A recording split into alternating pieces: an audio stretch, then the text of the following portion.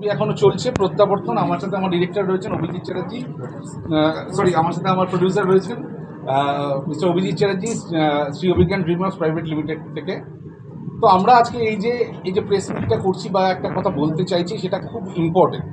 এবং সেটা আমার মনে হয় শুধু আমার ছবি কিংবা আমার প্রডিউসারের জন্য নয়, অনেক কটা ডিরেক্টর আগামী যখন একটা অদ্ভুত একটা ভাবনা চিন্তা হচ্ছে, যে ভাবনা চিন্তার মধ্যে দিয়ে অনেক কিছু পাল্টাবে, অনেক কিছু নতুন সংশোধন, অনেক কিছু একটা স্বপ্ন যখন দেখছি আমরা, তখন স্বপ্নের মধ্যে এটাও একটা বড় ইট। সেটা হলো যে আমি প্রত্যেককে জানিয়ে রাখি, আমার ছবি রিলিজ হয়েছে প্রত্যাবর্তন 1 মে, এবং আজকে সেটা 22 তারিখ। এখনও পর্যন্ত আপনারা যে কেউ চাইলে গুগলে গিয়ে আপনারা যদি সার্চ করেন একবার যে প্রত্যাবর্তন বক্স অফিস কালেকশন, সেটা দেখবেন 38 লাখ থেকে 42 লাখসের মধ্যে ভ্যারি করছে, নানান সাইট নানান কিছু দিচ্ছে। কিন্তু অদ্ভুতভাবে আমাদেরই একজন, মানে বলতে আমার একটু খারাপ লাগছে, প্লিজ কেউ কিছু মনে করবেন না, আমাদের একজন সিনিয়র জার্নালিস্ট, তিনি ফেসবুকে লিখছেন 2 সপ্তাহে নাকি আমার ছবি প্রত্যাবর্তনের ব্যবসা 9 লাখ টাকা।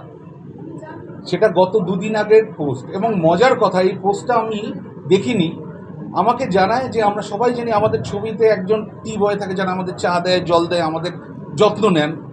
তিনি আমায় ফোন করে বলেন যে দাদা, আমাদের ছবি এত ভালো চলছে, দর্শক এত দেখছেন, চারিদিকে এত হই হল্লা, কিন্তু আমাদের ছবি 9 লাখ, তাহলে তো তুমি পরের ছবিটা করতে পারবে না, তুমি তো পরের প্রডিউসার পাবে না।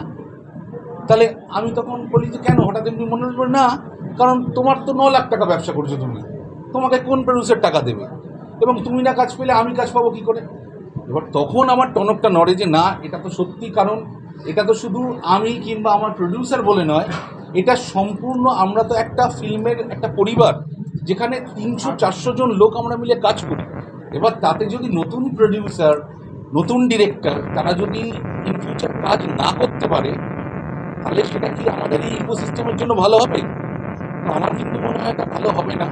এই ধরনের যে চারিত্রিক যে বৈশিষ্ট্যটা, দিস আর পোটেনশিয়াল ওয়ার্ম, যেগুলো আমাদের কিন্তু এখন থেকে যদি আমরা ডিওয়ার্ম না করি, তাহলে কিন্তু আগামী দিনে আমাদের ফিল্ম ইন্ডাস্ট্রির ব্যবসা এবং নতুন প্রডিউসার আসা, নতুন ডিরেক্টররা কাজ পাওয়া আমার মতো, এটা সমস্যা হবে। এবং এটা নিয়ে আমি বেশ কয়েকজন পুরনো যারা ডিরেক্টর, আমার বন্ধু বৎসল, যারা 5খানা 3খানা ছবি করেছে, তাদের সাথে আমি কথা বলি, এবং তারা বলে ঠিক একই বক্তব্য, যে আমাদের যা গ্রস, সেই গ্রসের কম দেখানো হচ্ছে।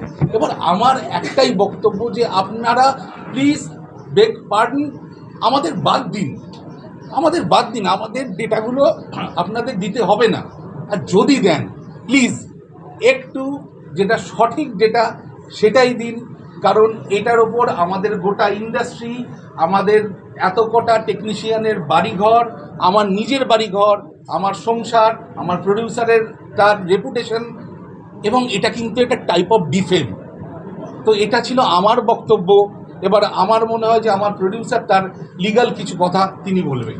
না, এখানে আমার বক্তব্যটা খুব স্পষ্ট। প্রথমত হচ্ছে ছবির যে কালেকশন ফিগার, সেটা কোথার থেকে পাচ্ছে? প্রডিউসার কি দিয়েছেন? আমার ডিস্ট্রিবিউটার কি সেই ডেটাটা আমাদের সঙ্গে শেয়ার করেছেন? গুগলে যে ডেটাটা আছে সেটাও কি অথেন্টিক? তো এই যে সিস্টেমটা, যে একটা ছবি কত টিকিট বিক্রি হচ্ছে, অর্থাৎ সেটা দিয়ে বিচার করা একটা ছবি লোকের ভালো লাগছে কি লাগছে না, তাহলে সেই ডেটাটা ভীষণভাবে অথেন্টিক হওয়া দরকার।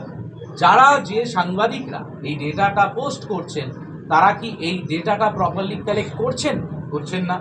তারা কোনো একটা ছবিকে হাইপ দিতে গিয়ে নিচে কিছু ছবির নাম, এবং সেখানে খুব কনফিউজিং।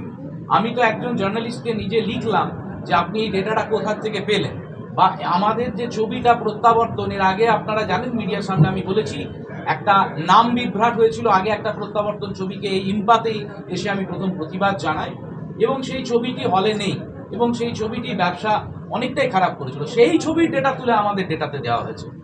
এই রকম জিনিসও হচ্ছে, এবং এটা অ্যাকচুয়ালি আমরা যারা কাজ করতে এসেছি নতুন করে, যারা যে এখন আমরা সবাই প্রশ্বাস নিতে এসেছি, আমরা আর বিশ্বাস নিচ্ছি না, তো আমরা যে প্রশ্বাস নিতে এসেছি বিশ্বাস ত্যাগ করে, সেই সব সময়ে দাঁড়িয়ে আছি, যেখানে দাঁড়িয়ে যে কাজটা হবে সেই কাজটা অথেন্টিক হবে, সেই কাজটা সব রকমভাবে সার্বিকভাবে ইন্ডাস্ট্রির ভালোর জন্য হবে, এবং সেখানে সাংবাদিকরা যারা আপনারা আছেন, যারা চতুর্থ স্তম্ভ, শুধু গণতন্ত্রের নয়, আপনারা সমাজের দর্পণ। আমি আপনাদের মাধ্যমে সমাজকে এই দর্পণটা দেখাতে চাই। একটা ছবিতে কন্টেন্ট এবং ছবির বক্তব্য এবং ছবির কোয়ালিটি কিন্তু শেষ কথা। এই ধরনের যে হলুদ সাংবাদিকতা যাকে বলা হয় যারা করেন, তাদের দেওয়ার ডেটাটা কিন্তু সব নয়। এখন কথা হচ্ছে, অ্যাজ এ প্রডিউসার আমি কি পদক্ষেপ নিচ্ছি। আমার সঙ্গে আমার অ্যাডভোকেট আছেন দিব্যায়ন বলবেন যে এর ক্ষেত্রে আমরা কি কি আগামী দিনে পদক্ষেপ নিতে চলেছি এই ধরনের ভুল প্রচারের জন্য। দেখুন, ব্যাপারটা হচ্ছে যখনই আমাদের এই যে টলিউড ইন্ডাস্ট্রি, এখানে কিন্তু আমরা হঠাৎ করে একটা হাওয়ায় ভেসে আসা একটা ডেটা কখনো দিয়ে দিতে পারি না, এবং যেটা ডিরেক্টর সাহেবও বললেন যেটা কিন্তু ডিফেমেটরি, এবং এই ডিফেমেশনের জন্য কিন্তু আমাদের আইন ব্যবস্থা একদম ক্লিয়ার কাট সিভিল মামলা সেখানে করা যেতে পারে, এবং এটা কিন্তু অনেক আইনি প্রাসঙ্গিকতা রয়েছে এবং আইনি অনেক কিন্তু কনসিকুয়েন্সেস রয়েছে। ঠিক আছে, আজকে যে সিনেমাটা যেটা প্রায় 40 লাখ মতো ব্যবসা করে নিয়েছে এবং সেইটাকে কম করে দেখানো, এটা সত্যি কিন্তু একটা ইয়েলো জার্নালিজমে একটা নামান্তর মাত্র। তো সেইখানে কিন্তু এটার লিগাল কনসিকুয়েন্সেস প্রচণ্ড মারাত্মক। হয়তো আমাদের এখানে আইনগুলো হয়তো ঠিক ততটা স্ট্রং নয় যে আজকে একটা ভুল তথ্য বলে দিলে হয়তো একজন সেই ভুল তথ্যের জন্য হয়তো তাকে কনসিকুয়েন্সেস ফেস করতে হয় না সাধারণত। কিন্তু এটা কিন্তু মাথায় রাখতে হবে যে যে কোনো জায়গায়, এবং মোর স্পেসিফিক্যালি যখন একটা নতুন সিনেমার পরিচালক এবং তার প্রডিউসার যখন একটা নতুন সিনেমা নিয়ে আসছেন দর্শকদের সামনে, তখন কিন্তু জার্নালিস্টদের দায়িত্বটা অনেক বেশি এবং সাধারণ মানুষের দায়িত্বটা অনেকটা বেশি, যে কতটা গুরুত্বপূর্ণ একটা তথ্য হতে পারে যদি আজকে এই তথ্যের সামান্যতম ভুল হয়, এদিক ওদিক হয়। আমরা জানি, আপনারা তো জানেন, বাইরের দেশে হলিউডে একটা ছোট্ট তথ্যের গরমিলের জন্য, ছোট্টখাট্ট নামের ডিসক্রিপেন্সির জন্য বিরাট বড় বড় রয়্যালটির ক্লেম হয়েছে, বিরাট বড় বড় ডিফেমেশনের ক্লেম হয়েছে, একদম, এবং সেখানে crore crore billion dollars involve. আজকে এই গুরুত্বপূর্ণ দায়ভারটা কিন্তু আমাদেরকে নিতে হবে এবং লিগাল কনসিকুয়েন্সেসটা আমাদের মাথায় রাখতে হবে। এবং এখানে একটা কথা আমি বলি যে এখানে হয়তো মানে ওনার দিক থেকে বা ওনাদের দিক থেকে বা এমনি অনেকের কাছ থেকে হয়তো এমনি আসতেই পারে যে আমরা এটা এইটা থেকে দেখেছি, আমরা এটা এইটুকু দিয়েছি, না, ওটা কতটা অথেন্টিক, ওটা তো প্রশ্নের। হ্যাঁ, এবং তার সাথে আরেকটা কথা, আপনার ছেলে মাধ্যমিকে কত নম্বর পেয়েছে শুধু ভূগোলের নাম্বারটা বললে হবে না। আপনার ছেলে মাধ্যমিকে কত নাম্বার পেয়েছে তার থেকে গোটা নাম্বারটা বলতে হবে। আপনি খালি ভূগোলের নাম্বারটা বলছেন যে আমার না ছেলে 76 পেয়েছে, তাহলে কিন্তু আপনার ছেলে ফেল করেছে। একটা জিনিস বুঝতে হবে যে 42 লাখ টাকা যে ব্যবসাটা উনি বলছেন, যেটা আপনারা যে কেউ আপনারা গুগলে গিয়ে সার্চ করুন, গুগল সবার জন্য ওপেন ফোরাম, যেখানে যখন সেই কথাটা যখন বলা হচ্ছে, তার মানে একটা জিনিস বুঝতে হবে যে এই টিকিট পারচেস করছেন কারা? সাধারণ মানুষ। তার মানে এই যে ডিফেমটা, এটা কিন্তু শুধু একজন ডিরেক্টর কিংবা প্রডিউসারের ডিফেম নয়, এটা সাধারণ জনগণকেও ডিফেন্ড করা হচ্ছে, যারা লাইন দিয়ে নন্দনে আমাদের ছবিটা দেখছেন, যারা টিকিট কেটে তাদের বহু কষ্টার্জিত টাকা দিয়ে তারা ছবিটা দেখছেন।